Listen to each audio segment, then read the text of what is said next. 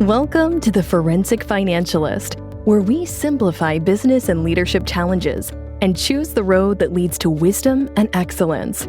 We discuss tough issues facing business and figure out easy-to-implement solutions. Using the rearview mirror approach, we look in the rear view to move towards a brighter future. Here's your host, Jeff Newkirk. Welcome to the Forensic Financialist, where we aim to improve your business and help you grow both personally and professionally. I'm your host, Jeff Newkirk. We have an incredibly special treat for you today. I'm speaking with best-selling author Mike Michalowicz. Mike is the author of Profit First, Clockwork, Surge, and The Pumpkin Plan, and his newest release, Fix This Next. By his 35th birthday, Mike had founded and sold two companies, one to private equity and another to a Fortune 500. Today, he is running his third multi-million-dollar venture, Profit First Professionals. Mike is a former small business columnist for the Wall Street Journal and a former business makeover specialist on MSNBC. Over the years, Mike has traveled the globe, speaking with thousands of entrepreneurs, and is here today to share the best of what he has learned. And it is such a treat to have you. Thank you so much for taking the time. My brother, it's awesome to be here. And Jeff, I got to tell you, I love the name of your show, selfishly, because I was in the forensics industry decades back, but doing computer forensic investigations. Yeah. And just love the science of finding facts. Well, it's about trying to find what is going on with the business and correcting it so we can have a better future outcome. And it takes a little bit of forensics to get there. It does. It really does. I think traditional small business, the mentality for small business owners is gut instinct. I feel I need to do this. We rush to do all the different urgent things that present themselves, but we don't identify what's the one impactful thing that our business needs from us. And I really do believe that requires us to remove from the emotion, look at the data, evaluate it, and we can then pinpoint what we need to do. Exactly. And that's pretty much the fix this next, finding out the vital need and using the BHN, the business hierarchy of needs. So yeah, perfect. So to get things started, how did you get into speaking and writing books, and what was the initial motivation for you? So I found there's an interesting question that floats around that everyone's aware of, but there's a complementary question to it, and that key question that we know of is, if you had all the money in the world, what would you do? Right? Because that question is wonderful because it allows us to explore, what do I really want to do in my life? And for me, I remember for the longest time saying, I want to be an author. Oh, it'd be so cool to be an author. But the problem with that question is it precludes you from doing it because you need all the money in the world. Meaning, to become an author, Mike, first I have to achieve financial freedom, and then I'll become an author. And because you got to find time to write the book. right, exactly, because you don't make money doing it. Well, in my after my second business, there's a business I don't include on my resume conveniently that was a disaster. It was a angel investing firm. I had no clue what I was doing. I just was blowing my own money, and I wiped out all my wealth. I actually lost my house. I lost everything except for my family. I think you highlighted that in one of your books. I did. In Profit First, I talk about that. It was a defining moment for me. And in retrospect, I am so grateful for it. When it happened, it was the worst thing ever. I don't wish it upon anyone. I don't want to go through it again. But in retrospect, it challenged my identity. And it presented a new question. The new question was, when I had no money, when I was broke, when you have nothing, what do you want your vocation to be to provide for you? And when I found when the answer is the same as your dream, I want my vocation to be my dream, that's when there's a calling, a must do. And for me, I said, I'm going to be an author, but I'm going to find a way to actually make a living at this. And here's the hack. talk to people that have successfully done it, and the answers and the direction you get is way different than people who haven't tried it at all. But a lot of people, when I said I'm going to become an author, said, "Oh, you're crazy. No one makes money." Yeah. And I said, "Well, what's been your experience as an author?" Like, "Oh, I've never done that." So a lot of the naysayers, classic, right? The naysayers are hearsayers. But there were some people, and I met Tim Ferriss. He had just launched a book called The 4-Hour Workweek. Yeah. I met him and said, "Hey, I'm an aspiring author. Can you make money doing this?" And he kind of looks around. He's like, "You can become a millionaire as an author." And you're like, "Thank you." Okay. And it's interesting. I did some research, and some of the wealthiest people on this planet are authors. J.K. Rowling, if you look at a lot of these fiction books, but a guy like Tim Ferriss, Malcolm Gladwell, extraordinary success through writing. So I followed the recipe that the successful people did, and it became my life's journey. Awesome. Well, you are an inspiration, no question about it. And I would say that out of all of the books that I've read and then listened to, the audio version, I would say you have to get the book to read it, but you also have to listen to it, because your audio versions, they're just, you add so much feeling and emotion, and we can really get a sense of where you're coming from. And it's great. I wish, Jeff, you were at the studio when I record these things, because I walk in and the producer's totally not ready for me at any time. It's always a new producer. And they're like, "Oh, there's your chair. Here's your book. Start reading." I'm like, I'm not trying to be a schmuck, but I don't sit. I have to stand when I read. And they're like, "What? No one stands when you read." And I'm like, I'm going to riff, and we're going to go off script, and I'm going to get pretty animated here. And they're like, "What?" So that's awesome. It's a joy to read the books. I really want people, when they're reading it, to feel like it's me and you. We're at a bar. I got my arm over your shoulder, and we are talking shop, and we're getting fired up, and we're getting this business doing what we want it to do. Yeah. Mission accomplished. So up to this point, do you have a favorite book? Is there one that really stands out that you look back on, and that is the one? I have different favorites for different reasons. So Profit First is a favorite in its impact. It's just raw impact. There's hundreds of thousands of companies that are doing Profit First now. And to be able to have that degree of reach, which for my ultimate goal is only scratching the surface, but to have that degree of reach really touches me. Fix This Next is my favorite in regards to, it is the starting point for business, is finding what we need to work on. And I love that, because I think it really gets to the point of where to start, not to always rush to all these apparent issues that are in front of us, but to pick the right one.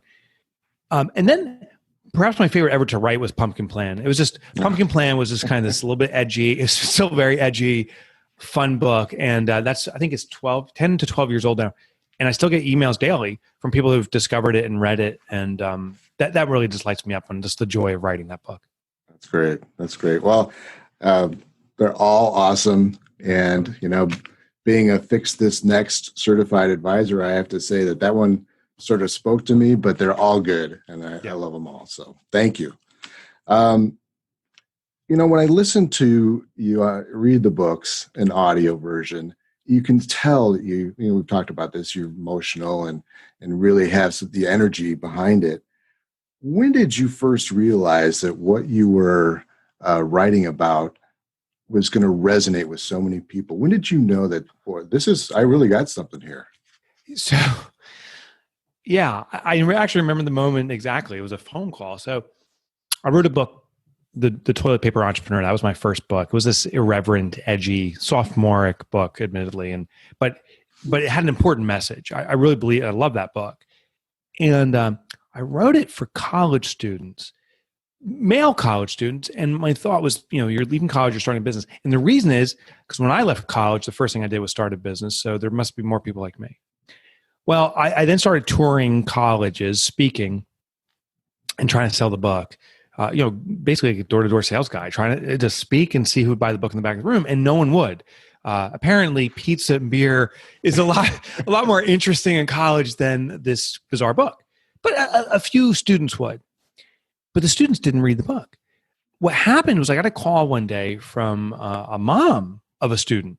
She said, my son came home from school. He left this book behind. I saw this weird title and I decided to read it. And she's like, oh my gosh, this book was written for me. And at first I discounted. I was so focused on the college student, I discounted what this woman was saying. But it started happening again. There was a few more emails or different contacts that came in from moms. And here's what I found was this book was albeit irreverent, it was not pandering. It was encouraging, and you've got this. And these women entrepreneurs, many of them were married, said, it's interesting. I've started my business. My kids are now in school, so I'm starting a business. And my spouse is a verbal supporter, but an emotional detractor, meaning that husband or significant other is saying, you've got this, and then saying, but you're taking our vacation money and destroying us. And this book, it's awesome, but yeah, this book. So I started speaking. I got my speaking career going by speaking actually to women's groups, women entrepreneurs. And that's where I started, 10, 12, 13 years ago. Wow, that's awesome. So obviously you didn't think it was going to go that direction, but must have. No. What a great success. And I think there's a key business lesson here. Like, so books are business. It's like any other business. It's a product. It's like if you walk down in the supermarket and you see all the cereal boxes lined up, they're the same thing. Yep. And so we need to build and sell this product. Mm-hmm. And just like I think any other business community, cater extremely well to a very specific community, so well that they see you as the definitive source, as the best solution. Dominate that space, and that space will open you to other spaces. I was studying Brian Smith's story. He's the founder of UGG. And when UGG comes into the purview of most people, it's like, oh, UGG is like for teenage girls. No. UGG was made for surfers. In the 70s, he dominated the surfer space. Surfers were wearing these boots. The surfers carried it to other pro-am sports like hockey and skiing. And those communities made it so cool that teenage girls started wearing it and became $1 billion brand. So interesting. That's what I'm trying to, that's what I am trying to do is cater so well to a community, and that community will carry you on their shoulders to other communities. Yeah. Perfect. Yeah. Thank you. So during the course of your career, has there been any one person or a group of people, sort of your inner circle, that you consider a go-to as your mentor or guide? Yeah. I mean, I wouldn't say it's one person. There's a group of mentors I have, but here's what I found is that I thought early on in my career that I could find the one mentor that represented everything. Great business person, great parent, great husband, great XYZ, and I could learn all this. And I found for me, there's people that have greatness in a category that I aspire to learn from, but not elsewhere, and I was disregarding them. That was a mistake. So now I surround myself with mentors. I have a couple of business mentors, but one guy's name is Barry Kaplan. Really good at partnerships and that element. I have another one, Howard, very good at the transactions, negotiations. I have Nancy, I haven't worked with her recently, but Nancy, who gives me the perspective on how women act in entrepreneurship. And those guys I'm working with have no clue in that space. There's another guy who's just great at parenting and spirituality. And he's who I go to learn that, not the other folks. Right. So I surround myself with these experts. Absolutely. I think it's good to have one go-to if you had that one person, Sure. But I do think that people have so many different strengths, and it's important for us to learn from as many as possible and then to glean some of those key strengths from different people just to get a different perspective. And, it helps us to be a little bit more well-rounded and just gets us to the next level too. So, yeah. No question. I created this thing. I call it the Heavenly Board.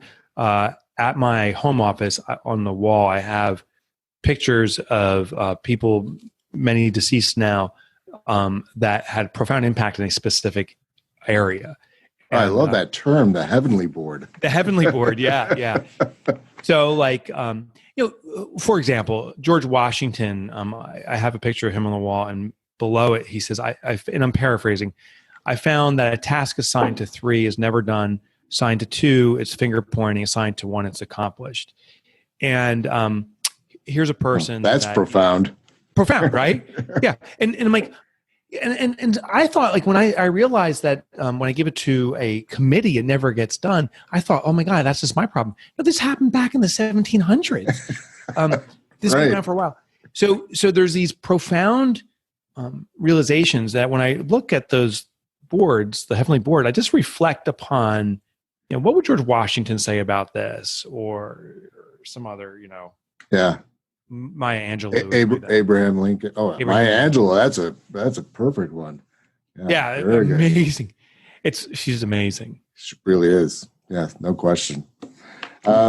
So let's transition just a bit to current situation going on with the pandemic, and there's really a lot of businesses struggling, and will continue to struggle for a while coming out of this. What do you think will be the most important challenge that they need to address as far as entrepreneurs and business owners go coming out of the pandemic? So I'm calling, Jeff, the 2020 to be the great reinvention. So 2008 was a great recession. Yeah. It's the great reinvention. And well, that's certainly a better term than the terms I've heard about 2020. Yeah. And let's talk about returning to the old normal or the new normal. I don't know if I buy into that. What I buy into is the customer's perspective, and we're all customers of stuff. The customer's perspective has shifted. Our expectations have shifted. Therefore, in the vendor capacity, the work we provide, we have to become acutely aware of what the new client perspective and expectation is, and then adjust accordingly. I started flying again, and flying, I don't think, will ever be the same. 99% the same, but there's different expectations on cleanliness, on just how airports are functioning and so forth. Oh, and how people behave in airports and on the plane. And behavior, exactly. Yet when I walk through the airport, most of the businesses are shuttered, and I'm surprised because it represents opportunity. There's new expectations. Like, I was walking through Newark Airport, that's the hub for us, and I was hungry when I got there. There was thousands of passengers, not tens of thousands or whatever it was before. It was clearly depleted. But you couldn't get food. There was these couple of like prepackaged sandwiches. Like there's like a sandwich truck coming by, and you can get the kind of the saturated, soggy egg sandwich or tuna, and that was the two choices. That was made last night, right? Yeah, exactly. So I'm like, ooh, there's opportunity here. Customers aren't going to be able, or desires even, to design the old way. We're all packed in together, elbow to elbow. But maybe there's a way to cater to our needs or desires to have higher quality food, but delivered in a safe way. No one's addressed that. That's the opportunity in 2020, is to reinvent around customers' needs. And I'll tell you the real simple solution. Just ask them. Ask them, what do you need now? How can we serve you? What can I change? And I did this myself. I'm not just preaching. I emailed my readership back in March and said, things have changed. What can I do for you now? Like, what can I educate you on? And I was just expecting, a new way to market or some business topics. The number one request was, I've lost my confidence. How do I regain confidence? I'm like, I'm not Anthony Robbins. I don't know that self-help stuff. I'm like, I better learn and modify how to have business confidence. So that's what we started to do. And sure enough, we rolled out a confidence training called the Confidence Course. And it's won a lot of interest and recognition from our readership. Oh, that's great. And so important, because I can understand why confidence would be hit at this time. Because you don't know what to do, where to go next. There's so much instability. There's so much uncertainty. And when there is that element of unknown, what happens? People get very insecure. They're not confident with what their skill set is, or can't predict what's going to happen in their own business or own life going forward. And it's very unsettling. Do you remember that book, Who Moved My Cheese? Oh yeah. Yeah. You bet. The whole maze got moved.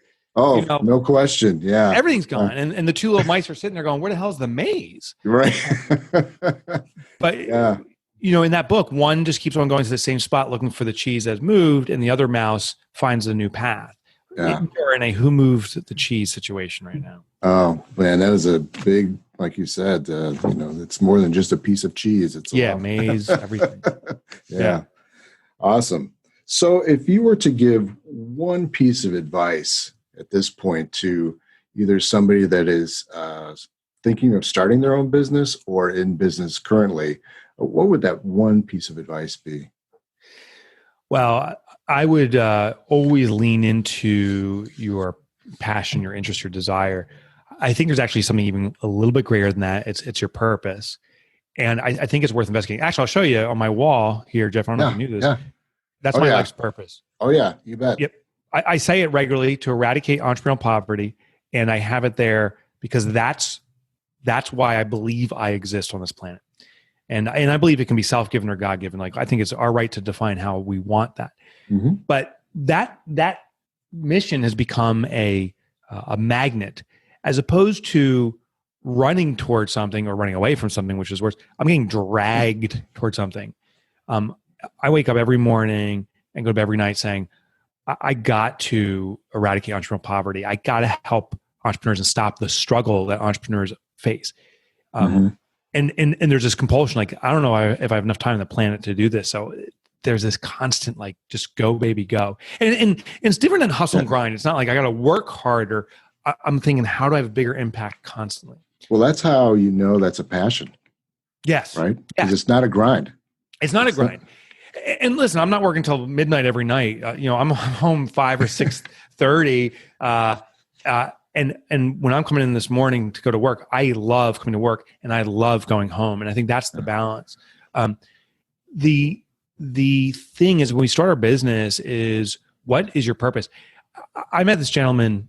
I'm just thinking about it, gets me a little bit teary.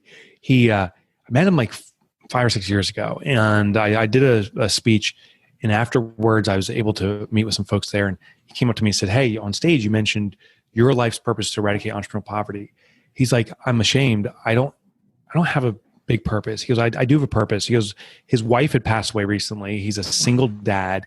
And he says, "My life's purpose is to put food on the table." And he goes, I'm embarrassed. I said, let's not compare purposes here. Like your purpose, if we do, is maybe bigger than mine. Like, that's effing huge. Yeah, that's a pretty big and important purpose. Yeah, like that.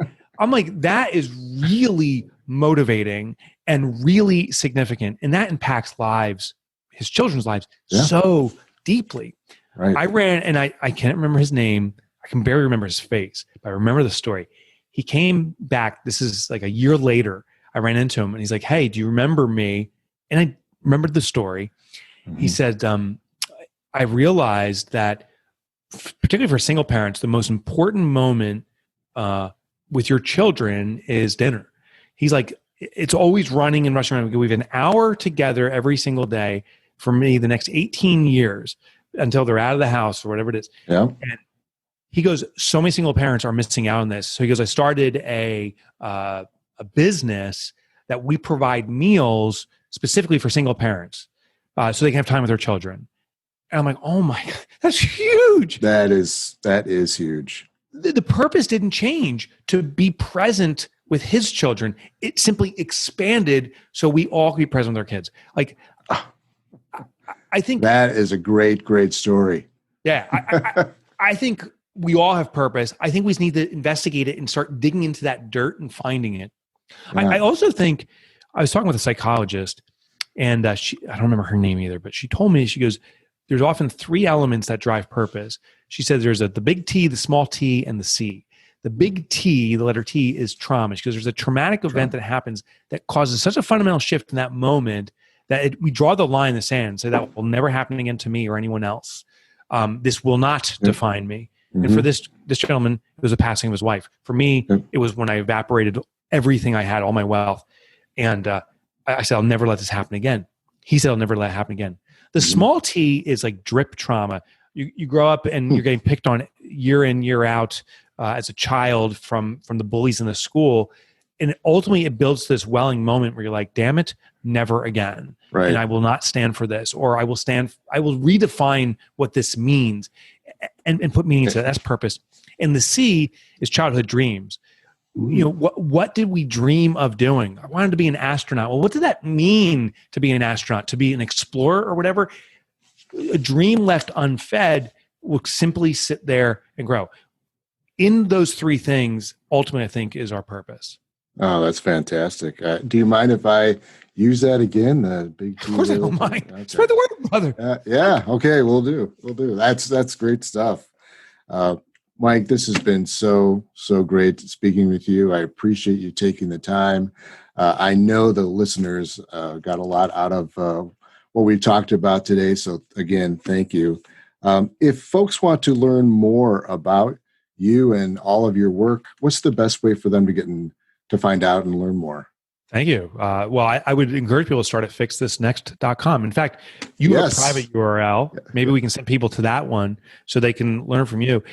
And what that is, Jeff, is I think the first step in finding what to do next in your business is to know what your business needs from you, even if you're a brand new startup. So we set up at Fix This Next a eval that you can do for free. It takes maybe 5 minutes. Evaluate your business. And Jeff, I think you may even give a consult around that to give you context. Yeah, I've taken the assessment and I've provided the evals. It's very simple to go through, and it's very, very important and informative. Yeah, so I think that's the starting point. So you go to fixthisnext.com, or even better, Jeff, I don't know what your private URL link is at fixthisnext.com, but I encourage people to go there and take the exam. It's free. It'll get you started on doing the next thing the right way. So if somebody goes to my website, understandablesolutions.com, then they'll be able to get to the Fix This Next. Yes. Then that's the place to go, baby. Yeah. So, that's it. Mike, thank you so much for the time today. And to you, the listeners, thank you for taking time to listen to this podcast. I know there are tens of thousands of podcasts available, so I am especially grateful that you took the time to listen to this one. If you feel compelled to follow me, that would be awesome. I'd be very grateful. And as always, my hope is that you received at least one nugget of useful information today and maybe even got a little inspired. I know you got inspired listening to Mike. To learn more about me and my coaching and consulting, please visit understandablesolutions.com, or you can email me directly at jeff@understandablesolutions.com. Again, thanks so much. Make it a great day and make tomorrow even better. Peace.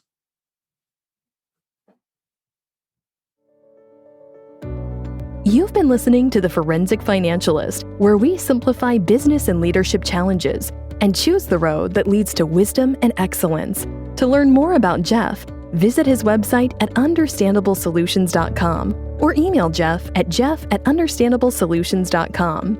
Mentioning this podcast will get you a complimentary discovery session with Jeff. Until next time.